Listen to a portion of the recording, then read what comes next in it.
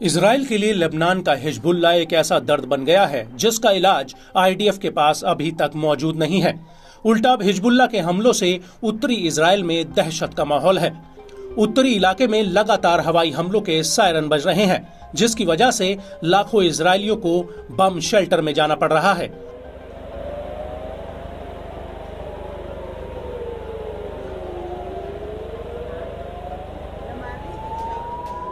और experts in हालातों को हिजबुल्लाह की बड़ी जीत मान रहे हैं, क्योंकि उत्तरी इजराइल में पिछले एक साल से कमोबेश यही हाल है। इजराइल में पिछले एक साल से जैसे ही हवाई हमलों के सायरन बजते हैं, वैसे ही लोगों में भगदड़ मचने लगती है। और अब हिजबुल्लाह इजराइल के ऊपर एक धीमे जहर की तरह असर कर रहा है, जो इजराइल की लगातार सैन्य ताकत को कम करने में लगा है।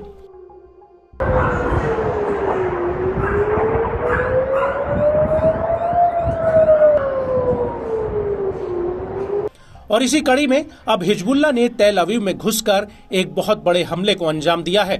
हिजबुल्लाह का कहना है कि उसने तेल अवीव में आईडीएफ के इंटेलिजेंस बेस को निशाना बनाया। इसके अलावा हिजबुल्लाह ने हाइफा में एक नौसैनिक अड्डे पर भी रॉकेट दागे हैं।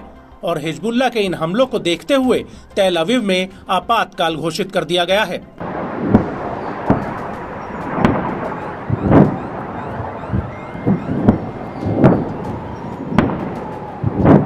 वहीं इस हमले को लेकर ईरानी न्यूज एजेंसी प्रेस टीवी का कहना है कि हिजबुल्लाह ने तेल अवीव पर गाइडेड मिसाइलों का एक जत्था फायर किया।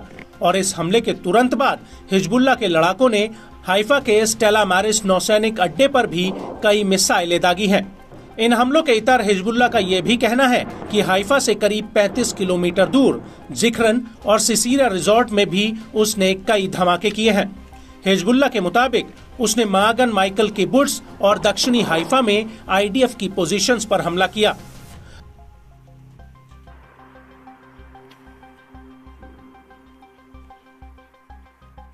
आपको बता दें कि इन हमलों से पहले हिजबुल्लाह ने तेल अवीव के पास गिलेलेट मिलिट्री बेस पर मिसाइल का एक साल्वो फायर किया था। और इस हमले की वजह से समारिया और मोदीन इलाके में हवाई हमलों के सायरन बजे थे। यहाँ तक कि बेन गुरियन एयरपोर्ट पर विमानों की आवाजाही तक बंद करनी पड़ी थी। और यही वजह है कि अब हिजबुल्लाह के इन हमलों की वजह से इजरायली एजेंसियों को तेल अवीव इलाके में आपातकाल घोषित करना पड़ा।